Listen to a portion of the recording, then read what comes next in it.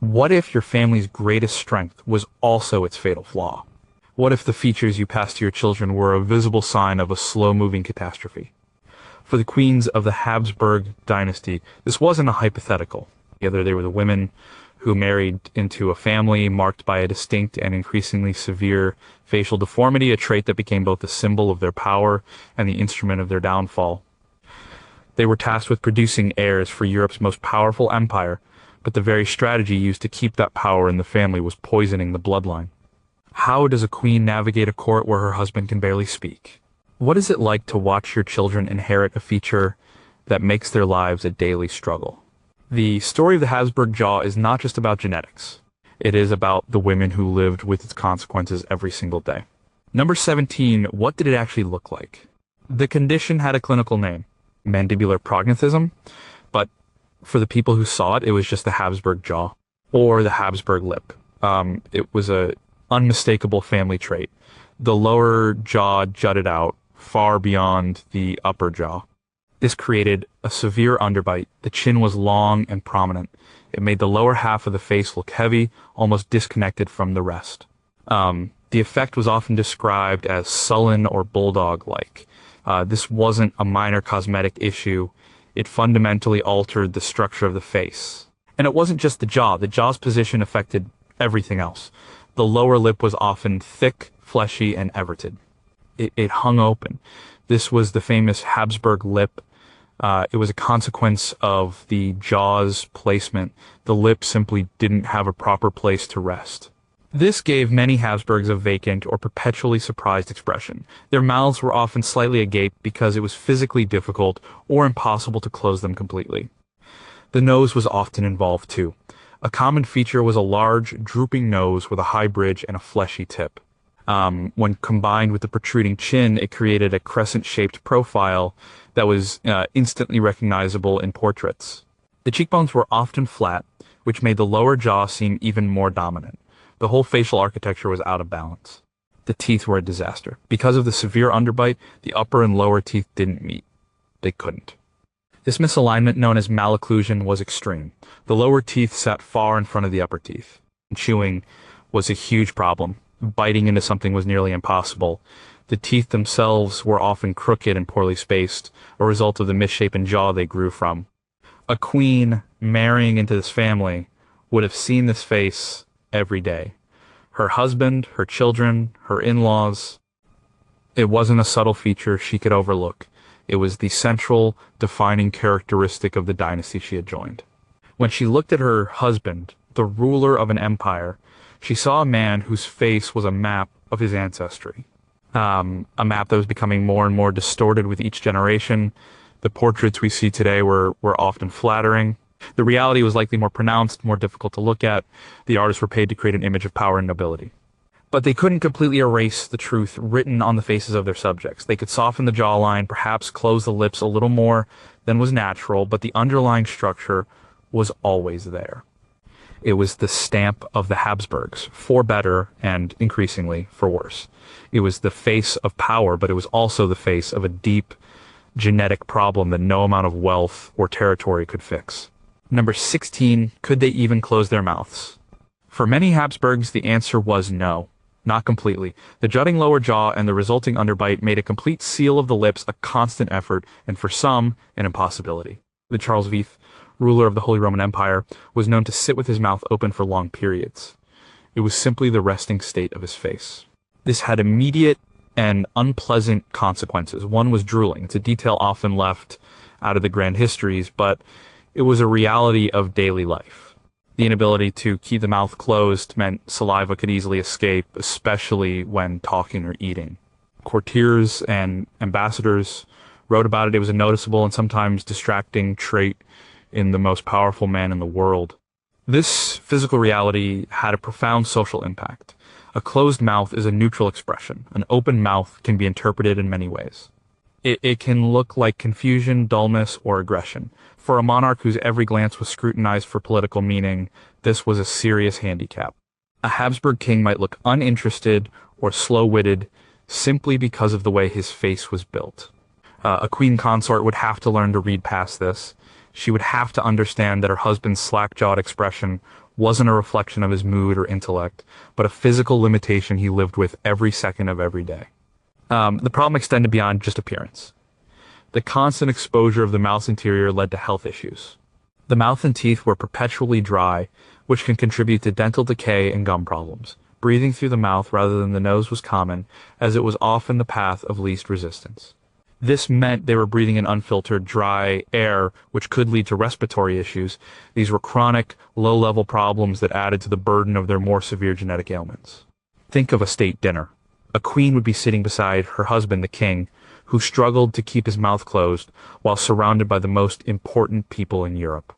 The simple act of sitting in quiet dignity was a challenge, and for the queens, this was the life they married into. They were partners to men who were physically marked in a way that affected their most basic functions. It challenged the very idea of royal poise and control. The image of a monarch is one of command and composure. But the Habsburg jaw undermined that image. It was a constant visible reminder of a vulnerability, an imperfection that no amount of ermine robes or golden crowns could hide.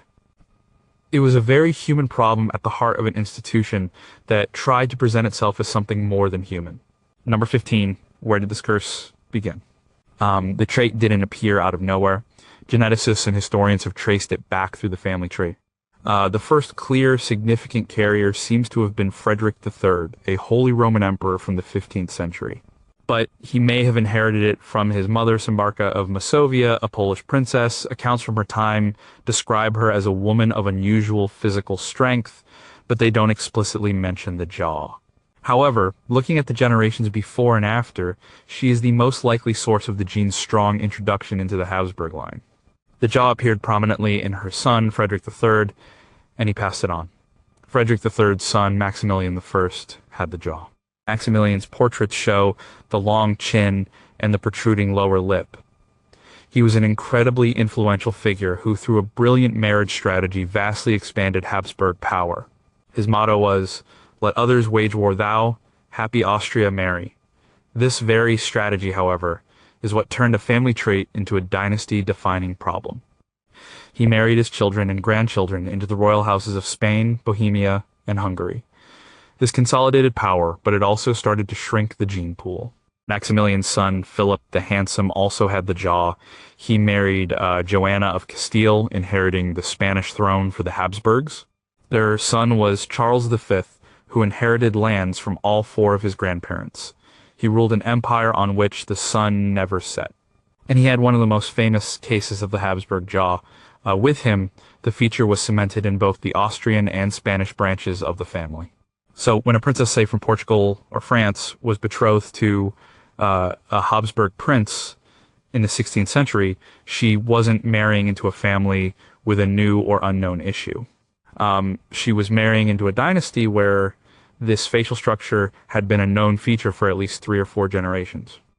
It was part of the package. It came with the titles, the palaces, and the power.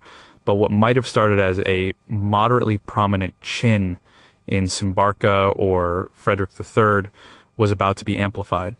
The marriage strategy that Maximilian I pioneered would be taken to its logical and tragic extreme. The family began to turn inward, marrying cousin to cousin and uncle to niece. This kept the land and crowns consolidated. But it also ensured that the gene for the Habsburg jaw, along with other recessive and problematic genes, would be passed down with increasing frequency and severity. Szymbarka may have introduced the note, but the family's marriage practices turned it into a deafening chord. Number 14, why did they keep marrying their cousins? And it seems counterintuitive. If you see a problematic trait in your family, you might think to marry someone from as far away as possible to dilute it. The Habsburgs did the opposite. They doubled down. The reason was pure politics and power. For them, marriage was not about love or companionship. It was the single most important tool of statecraft. A marriage was a treaty, an alliance, a land acquisition. And the most valuable people to marry were other Habsburgs. The dynasty had split into 2 main branches, the Spanish Habsburgs and the Austrian Habsburgs. To keep their vast territories unified and under family control, the two branches constantly intermarried. An Austrian archduchess would be sent to Madrid to become Queen of Spain. A Spanish infanta would be sent to Vienna to become Holy Roman Empress. This created a closed loop. The goal was to prevent any of their hard-won lands, Spain, the Netherlands, parts of Italy, chunks of Central Europe, from passing into the hands of rival dynasties like the French Valois or Bourbons. If a Habsburg princess married a French king, her inheritance could potentially become French property. But if she married her Habsburg cousin, everything stayed in the family. This practice of consanguineous marriage was extreme. Uncle-niece marriages, which are genetically even more risky than first cousin marriages, became common. Philip II of Spain married his niece, Anna of Austria. His son, Philip III, married his cousin, Margaret of Austria. His son, Philip IV, married his own niece, Mariana of Austria. This is the union that produced Charles II, the final Spanish Habsburg king. The women in these arrangements, the future queens, had no say. A princess was a political asset from the day she was born. Her future marriage was debated by ambassadors and ministers before she could even walk. Her duty was to her family and its political ambitions. If that meant marrying her uncle, a man she had possibly never met, and who was decades her senior, that was her fate. The health consequences were not the primary concern. The primary concern was the preservation of the Habsburg patrimony. The church nominally forbade such close marriages, but the Habsburgs were the most powerful defenders of Catholicism in Europe. They had no trouble securing the necessary papal dispensations or permissions to allow these unions to go forward. For the popes, keeping the mighty Habsburgs happy was often more important than enforcing their own rules on consanguinity. So, generation after generation, the genetic loop was pulled tighter. The queens were the threads that wove this dangerous web, carrying their dowries and their genes from one Habsburg court to another, ensuring the family's power while unwittingly ensuring its biological decline. Number 13, how did a queen feed a king who couldn't chew? The Habsburg jaw made eating a public and private struggle. The severe underbite meant that the upper and lower teeth did not align. For many, they didn't touch at all. This made the simple act of chewing incredibly difficult, if not impossible. Food had to be cut into very small pieces or pre-masticated. Kings and emperors with this condition often had to swallow their food almost whole, leading to chronic indigestion and stomach problems. Charles V, for example, was a voracious eater, a glutton even. But his jaw meant he couldn't chew properly. He suffered from debilitating stomach ailments and gout for much of his life, which were undoubtedly made worse by his eating habits. For a queen, this presented a unique set of challenges. The royal court revolved around ritual, and meals were a central part of that.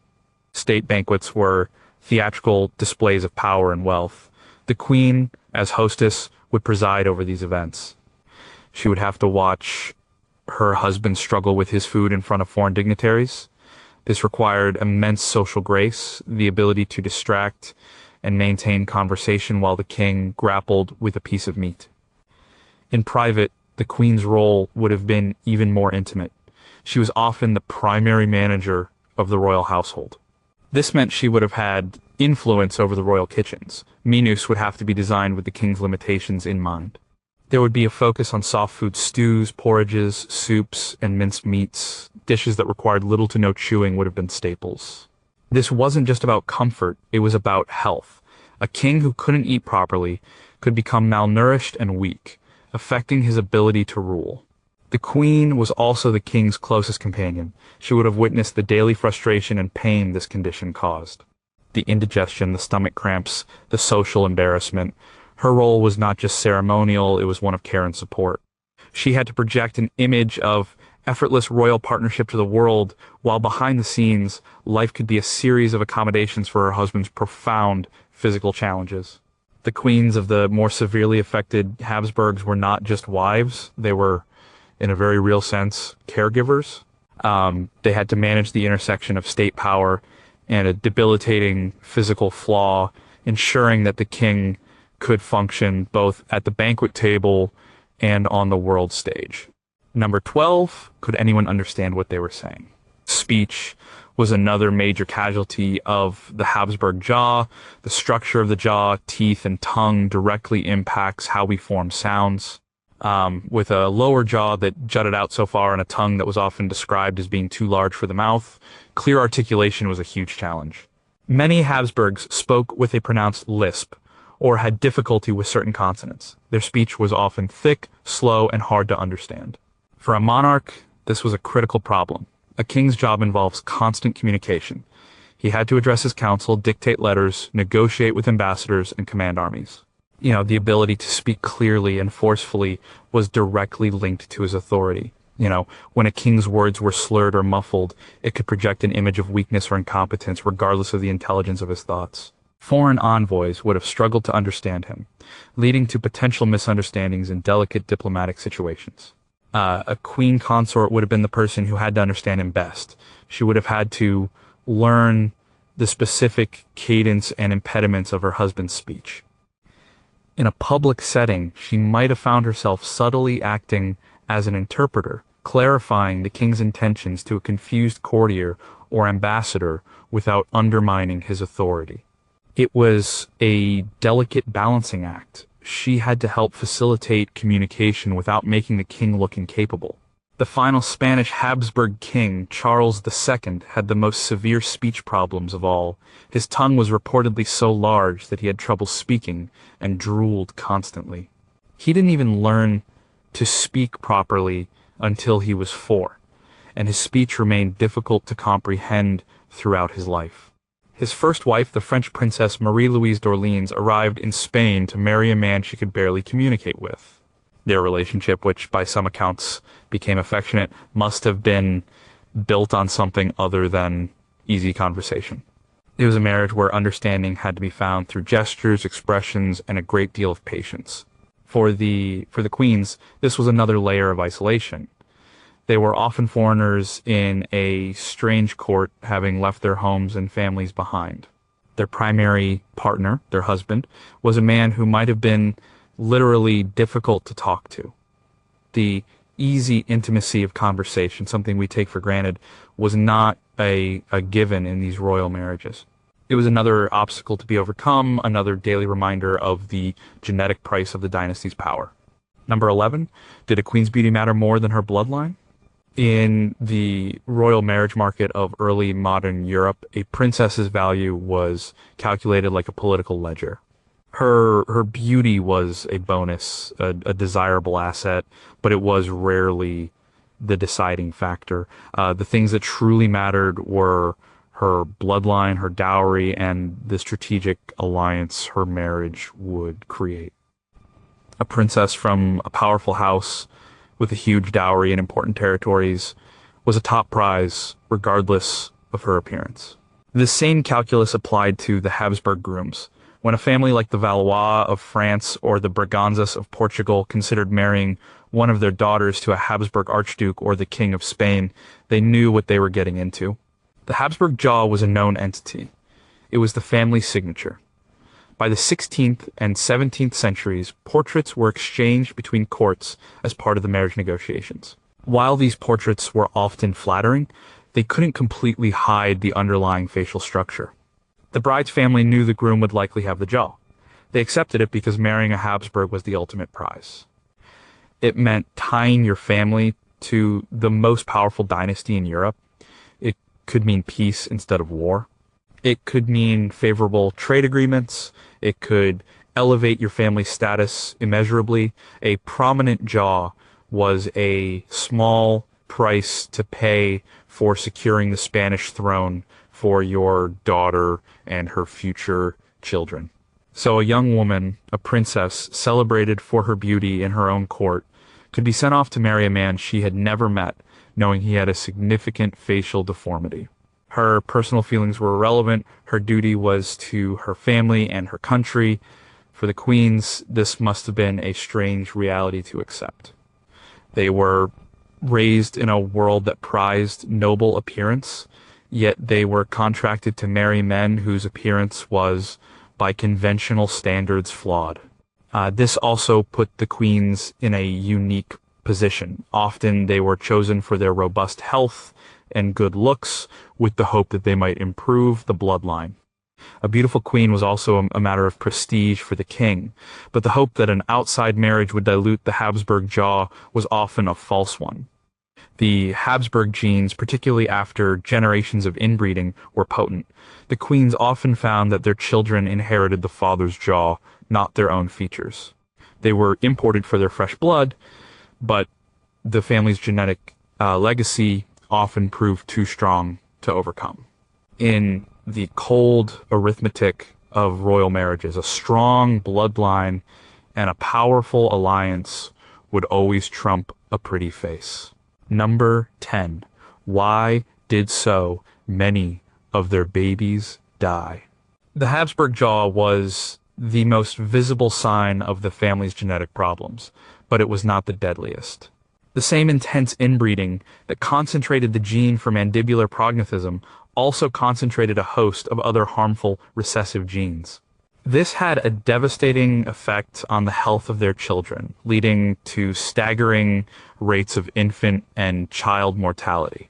For the queens of the dynasty, life was a cycle of pregnancy and grief. Let's look at the Spanish line. Philip IV was married to his niece, Mariana of Austria. They had 5 children, only 2 survived to adulthood. Of the 3 who died young, 1 died within days, 1 at a year old, and another at 4. This was not unusual. It was the norm. The pressure on a queen to produce a healthy male heir was immense. The fate of the empire rested on it.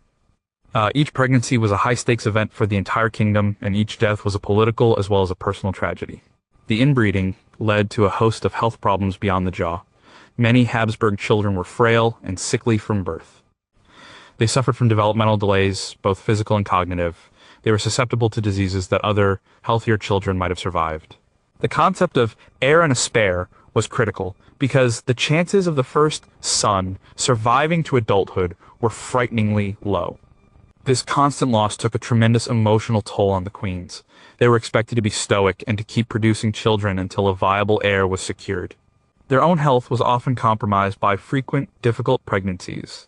They lived in a state of perpetual anxiety, watching over their fragile children, praying they would make it through the dangerous early years. The letters and diaries of the time are filled with accounts of sick children and grieving mothers. Modern science can quantify this. Researchers have calculated an inbreeding coefficient for the Habsburgs. This is a measure of how genetically similar 2 parents are. For the Spanish Habsburgs, this number climbed to shocking levels. For Charles II, the final king, his coefficient was higher than that of a child born to a brother-sister pairing. This means his genetic makeup was extremely homozygous. He had 2 identical copies of many genes. When those genes were recessive and harmful, there was no healthy copy to counteract them. The queens were, in essence, being asked to produce healthy children from a genetic deck that was stacked against them. They were the vessels for a legacy that was becoming increasingly biologically unsustainable. Number 9, how did the world's most powerful man hide his flaw? The Holy Roman Emperor Charles V was, for a time, the most powerful man on earth. He ruled over Spain, the Netherlands, parts of Italy, the Austrian Habsburg lands, and the vast Spanish colonies in the Americas. Yet, he could not command his own jaw. His was one of the most famous cases of the Habsburg jaw. It was so pronounced that he struggled to close his mouth or chew his food properly. This presented a constant challenge to the imperial image he needed to project. Charles and his court developed strategies to manage and mitigate the issue. In public appearances, he would try to keep his mouth closed, though it was a strain. He grew a beard, which became fashionable, partly to help conceal the severity of his jutting chin. This was a clever bit of personal branding that softened the feature that could have been seen as a weakness. His portraits are a fascinating study in political image making. The great painter Titian painted Charles multiple times. In his most famous equestrian portrait, Charles is depicted as a heroic, commanding figure. His jaw is visible, but it is rendered as a sign of grim determination and strength, not as a deformity. The artists in his employ knew their job was not just to capture a likeness, but to craft an icon. They minimized the slackness of the lip and emphasized the powerful chin, turning a potential liability into a symbol of Habsburg resolve. But behind this carefully constructed image was a daily struggle. His queen, Isabella of Portugal, would have known the reality. She was, by all accounts, a devoted wife and an astute political partner. When Charles was away on his endless military campaigns, he left her as regent of Spain. She managed the kingdom capably. She also managed the man. She would have overseen the special preparations for his meals. She would have been his confidante, the one person with whom he did not have to maintain the imperial facade. Isabella provided a stabilizing and humanizing force in Charles's life. Her intelligence and grace helped to smooth over the social awkwardness his condition sometimes caused. Their marriage was a genuine partnership. When she died, Charles was so devastated that he wore black for the rest of his life and never remarried. For all the politics and strategy that went into their union, a real bond had formed. Isabella's role was not just to bear his children, but to help the most powerful man in the world live with a profound, inescapable vulnerability. She helped him project an image of strength to the world, while knowing the full extent of the daily challenges he faced. Number 8. Was it a king's duty to pass on the jaw? To the Habsburgs, their distinctive jaw was not seen as a curse, at least not for a long time. It was seen as a sign of their lineage. It was the physical proof that you were a true Habsburg. In a world where legitimacy was everything, having the unmistakable family face was a badge of honor. It was an affirmation of your right to rule. So, for a king, passing on the jaw was, in a strange way, part of his duty. He was continuing the line, not just in name, but in appearance. Philip II of Spain, son of Charles V, inherited a more moderate version of the jaw. But it was still there. He was a deeply serious, pious, and dutiful king. He saw himself as the steward of the Habsburg legacy. He engaged in the same marriage politics as his father, marrying 4 times to secure alliances and produce an heir. His final and most successful marriage was to his niece, Anna of Austria. It was a classic Habsburg consolidation of power. Anna of Austria, as Queen of Spain, fulfilled her primary duty. She gave Philip the son he desperately needed, the future Philip III. And that son, of course, had the Habsburg jaw. From the court's perspective, this was a success. The line was secure, and the heir looked like a Habsburg. The potential long-term health consequences were a secondary concern to the immediate political necessity of succession. The queens were the instruments of this policy. Their own features were often subsumed by the dominant Habsburg traits in their children. A beautiful queen from the French or Austrian court might give birth to a son who looked nothing like her, but everything like his father and grandfather. This was seen as a good thing. It was proof of the child's paternity and his place in the dynasty. We have to understand their mindset. They did not have our knowledge of genetics. They understood heredity in terms of bloodlines and family resemblances. They saw the jaw as a powerful and persistent family trait, a sign of the strength of their blood. They did not see it as a symptom of a dangerous lack of genetic diversity. So a king like Philip II would not have thought he was passing on a flaw. He would have thought he was passing on his heritage, stamped directly onto the face of his son. The queens, by producing these heirs, were ensuring the physical continuation of the dynasty's identity. Number 7, did Austrian Habsburgs have it better than the Spanish? The Habsburg dynasty was a family, but it was also 2 distinct political entities. After Charles V, the empire was split between his son, Philip II, who got Spain and its vast overseas empire, and his brother, Ferdinand I, who got the Austrian lands and the title of Holy Roman Emperor. From that point on, the 2 branches developed on parallel, but slightly different, tracks. This was also true of the Habsburg jaw. The Spanish line saw the most extreme and rapid intensification of the trait. This was because they practiced consanguineous marriage with greater intensity and in a more isolated fashion. The Spanish court was notoriously rigid and formal. They married almost exclusively with the Austrian branch, creating a very tight genetic feedback loop. This led directly to the severe health problems and the exaggerated jaw that culminated in Charles II. The queens of Spain, often imported from Austria, were marrying into a situation of accelerating genetic decline. The Austrian line, while still intermarrying frequently, had a slightly broader political landscape. They had borders with a greater variety of states and sometimes made strategic marriages outside the immediate family to manage their complex position in Central Europe. They married into the royal houses of Bavaria, Poland, and Italy. This introduced a little more genetic diversity into their branch of the family compared to their Spanish cousins. As a result, while the Habsburg jaw was certainly present in the Austrian line, it generally did not reach the extreme and debilitating levels seen in Spain. The health of the Austrian Habsburgs was, on the whole, more robust. The infant mortality rates, while still high by modern standards, were not as catastrophic as they were in the Spanish branch during its final generations. For a queen, this could mean a significant difference in her life experience. A princess who married into the court at Vienna might still have a husband with the family jaw, but he was less likely to be as profoundly affected as his Spanish counterpart. Her children had a statistically better chance of survival. The political and social pressures were still immense, but the biological pressures were slightly less acute. The Spanish court was a hothouse environment where the family's genetic issues were amplified to their tragic conclusion. The Austrian court, while still very much a Habsburg domain, allowed for just enough outside air to keep the line from collapsing in the same way. Number 6. Who was the queen who married the jaw's final victim?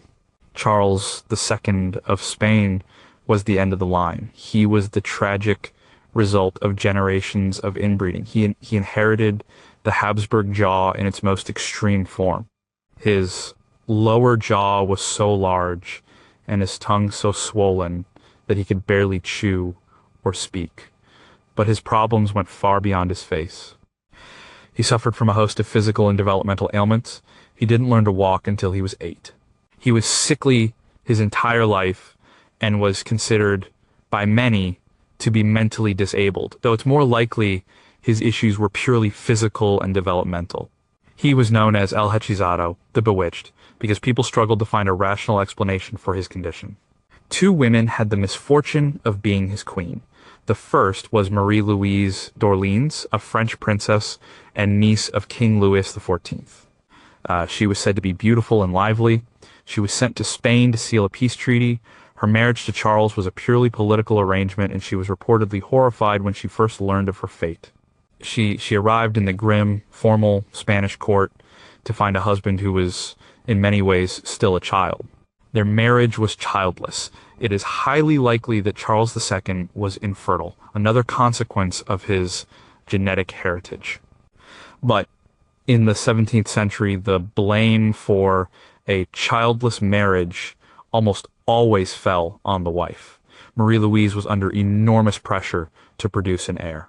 She was subjected to all manner of remedies and religious rituals. The court watched her every move.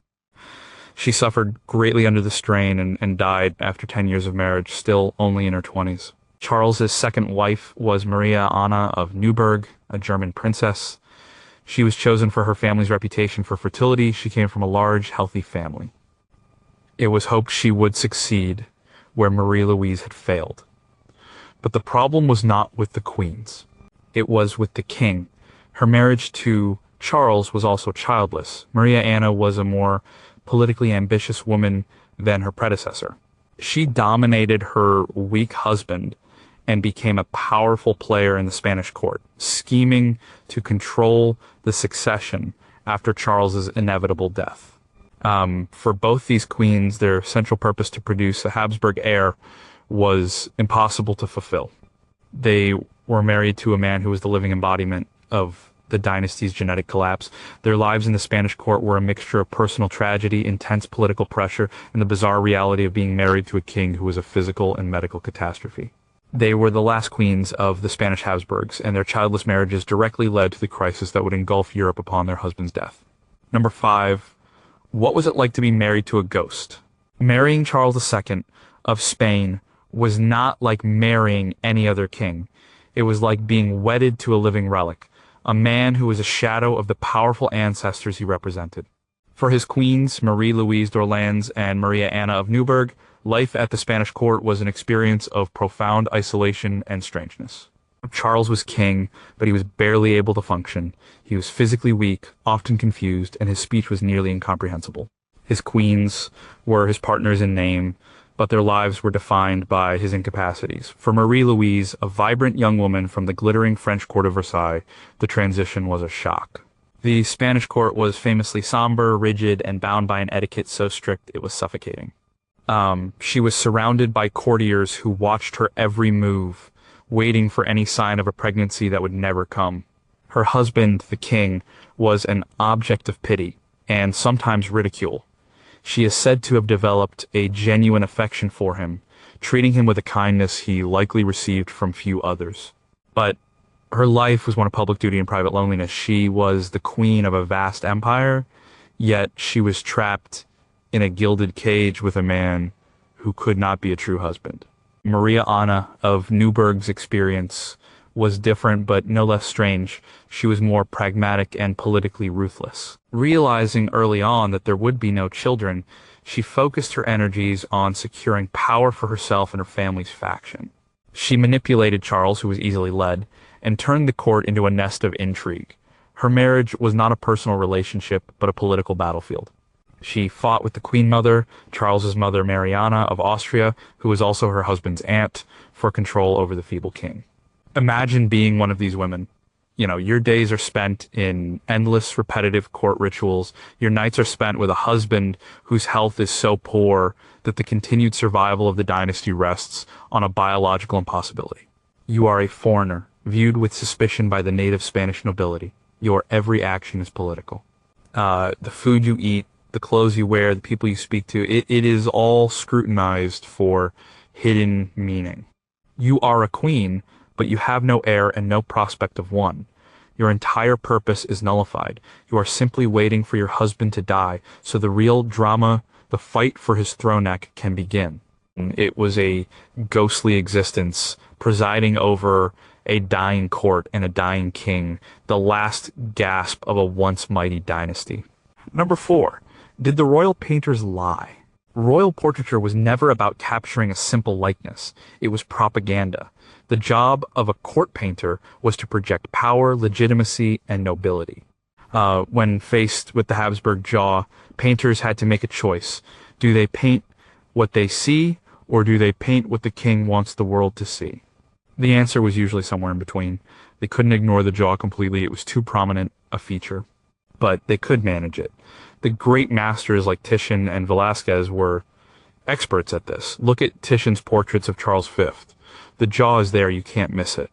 But Titian frames it with a beard, sets the emperor's gaze with a look of stern authority, and places him in armor or regal robes. The jaw becomes part of a larger picture of imperial might. It is not presented as a deformity, but as a feature of a powerful, resolute man. The artist doesn't lie, but he edits, he chooses the context. Diego Velázquez, court painter to Philip IV of Spain, faced a similar challenge. Philip IV had a very pronounced jaw and lip. In Velázquez's portraits, the king is almost always depicted with a somber, serious expression. Velázquez uses shadow and a limited color palette to create an atmosphere of gravity and dignity. He doesn't hide the jaw, but he integrates it into an image of a burdened but dutiful monarch. He never paints the king smiling, or in a moment of casualness. The formal, rigid pose helps to control the perception of the king's unusual features. However, when it came to Charles II, the final Spanish Habsburg, the reality was so extreme that even the most skilled artists struggled. His portraits, especially those from later in his life, are deeply unsettling. The painters could not hide the severity of his condition. They show a man with a hugely elongated face, a slack jaw, and a vacant expression. In these paintings, the propaganda begins to fail. The art can no longer sustain the myth of power. Instead, the portraits of Charles II become a stark, tragic record of the dynasty's biological collapse. They are honest in a way that earlier portraits were not, precisely because the physical truth was too overwhelming to be spun into a positive image.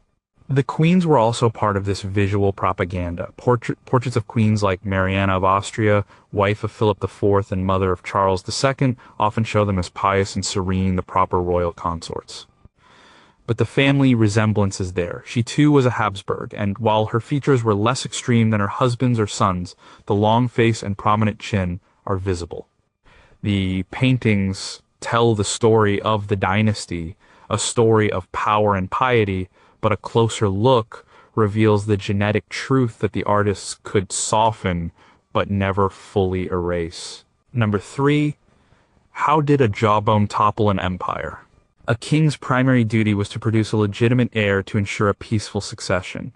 The Spanish Habsburg line ended because Charles II, the product of generations of inbreeding symbolized by his jaw, was incapable of having children. His infertility was not a private matter. It was a geopolitical crisis waiting to happen. For decades, the great powers of Europe watched and waited for him to die. They knew his death without an heir would create a power vacuum, and they all wanted to fill it. The two main claimants to the Spanish throne were the Habsburgs of Austria, his relatives, and the Bourbon dynasty of France, led by Louis XIV. Both families had claims through various marriages to Spanish princesses. Throughout Charles II's long, sickly reign, they engaged in complex diplomacy and scheming, dividing up the vast Spanish empire on paper before he was even dead. The queens of Charles II, Marie Louise and Maria Anna, were at the center of this storm. Their inability to conceive was a matter of intense international interest. Ambassadors sent detailed reports back to their home courts about the queen's health and any rumors of a pregnancy. When Marie Louise died childless, the crisis deepened. When Maria Anna also failed to produce an heir, it became a certainty that the Spanish Habsburg line would die with Charles. In his final will, the childless and easily influenced Charles II was persuaded to name Philip of Anjou, Louis XIV's grandson, as his heir.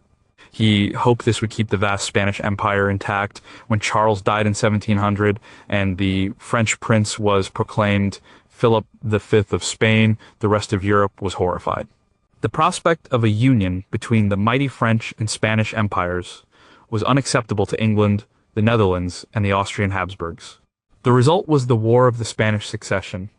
It was a massive continent-spanning conflict that lasted for over a decade and cost hundreds of thousands of lives. Armies marched across Italy, Germany, and Spain. The war ultimately ended in a compromise. The French Bourbon, Philip V, was allowed to remain king of Spain, but on the condition that the French and Spanish crowns would never be united. Spain lost many of its European territories, like the Netherlands and parts of Italy, to the Austrian Habsburgs and other powers. The entire conflict, a world war by the standards of the day, was a direct consequence of a single biological fact: Charles II could not have a child. And that fact was a direct consequence of the inbreeding that gave him the Habsburg jaw. The dynasty's obsession with keeping power within the family had led to a genetic dead end, which in turn led to a catastrophic war that reshaped the map of Europe. The jawbone didn't just affect the family, it brought their empire to its knees. Number 2, can science prove it was all about inbreeding? For centuries, historians and observers knew that the Habsburgs married their relatives and that they had a distinct set of physical features. It was an obvious correlation, but it wasn't until the age of modern genetics that scientists could definitively prove the connection and quantify its severity. Recent studies have analyzed the Habsburg family tree, not as a historical document, but as a genetic data set. Researchers from the University of Santiago de Compostela in Spain conducted a detailed study. They examined the portraits of dozens of Habsburgs over several centuries, scoring them for the presence and severity of the two main facial features: mandibular prognathism, the jaw and maxillary deficiency, and underdeveloped upper jaw. They then mapped this data against a comprehensive family tree that spanned more than 20 generations. Using this information, they calculated the inbreeding coefficient for each individual. This is a scientific measure of how closely related one's parents are. A higher coefficient means more inbreeding. The results were stark. The study found a direct, strong correlation between the inbreeding coefficient and the degree of facial deformity. The more inbred a Habsburg was, the more pronounced their jaw. The study confirmed that the Spanish branch was significantly more inbred than the Austrian branch, which explained why the features were so much more extreme in kings like Philip IV and Charles II. The inbreeding reached its absolute peak with Charles II. His inbreeding coefficient was 0.254, which is extraordinarily high. To put that in perspective, the coefficient for the child of a first cousin marriage is 0.0625. Charles II's genetic makeup was more homozygous than if his parents had been brother and sister. This scientific analysis also provided a powerful explanation for the dynasty's collapse. The same study looked at rates of child mortality. They found that the higher the mother's inbreeding coefficient, the higher the rate of death for her children. The queens who were themselves products of inbreeding and then married a close relative were statistically far more likely to lose their children. This provides a heartbreaking mathematical confirmation of what these women experienced, a constant cycle of pregnancy and loss. So yes, science has proven it. The Habsburg jaw was not a sign of a strong bloodline. It was a clinical symptom of a dangerous and ultimately self-defeating breeding strategy. The portraits that hang in the Prado Museum in Madrid are not just art. They are data points in a long, tragic genetic experiment. The queens were not just political pawns, they were the carriers and victims of a genetic legacy that science can now measure with precise, unforgiving clarity. Number 1 was Maria Theresa, the one who broke the curse. The Spanish Habsburg line died out in 1700. The Austrian line, however, survived. It faced its own succession crisis a few decades later with the death of Emperor Charles VI, who had no male heirs. His heir was his daughter, the formidable Maria Theresa. Her ascension led to another war, the War of the Austrian Succession, but she successfully defended her inheritance. And with her, the Habsburg story began to change. Maria Theresa, a powerful ruler in her own right, did not have the pronounced Habsburg jaw. Her features were much softer. More importantly, her marriage was a radical departure from Habsburg tradition. She married for love, choosing Francis of Lorraine. He was not a Habsburg cousin. He was from an entirely different dynasty. This marriage represented a crucial infusion of new genetic material into the family. This was the beginning of the end for the curse. Maria Theresa and Francis had 16 children. Their family was known for being healthier and more robust than the Habsburgs of previous centuries. The severe facial features began to recede. While some later Habsburgs, known as the House of Habsburg-Lorraine, still showed a prominent chin, the debilitating, extreme version of the jaw disappeared. Maria Theresa was a masterful politician, and like her ancestors, she used her children to forge alliances across Europe. But the strategy was different. It was now about marrying out, not marrying in. Her children were married into the royal houses of France, Spain, the new Bourbon dynasty, and various Italian states. Her youngest daughter was Marie Antoinette, who became Queen of France. This strategy, known as the reversal of alliances, was aimed at building a new network of power, one based on connecting with former rivals rather than consolidating within the family. This shift was driven by political necessity, but it had a profound biological benefit. It effectively broke the cycle of inbreeding that had plagued the family for centuries. And Maria Theresa and her descendants saved the dynasty by fundamentally changing its marriage strategy. The old way, the relentless focus on keeping power and blood within a closed loop, had led the Spanish branch to extinction. The new way, spearheaded by a powerful female ruler, was to open the family up to the outside world. So, in a way, a queen did end the curse, but not by producing a healthy heir within the old system. Maria Theresa, as a ruler herself, changed the system entirely. She inherited the Habsburg legacy, but she chose not to perpetuate its most self-destructive tradition. She and her husband founded a new, healthier line that would continue to play a major role in European history for another century and a half, free from the shadow of the jaw that had so defined their ancestors.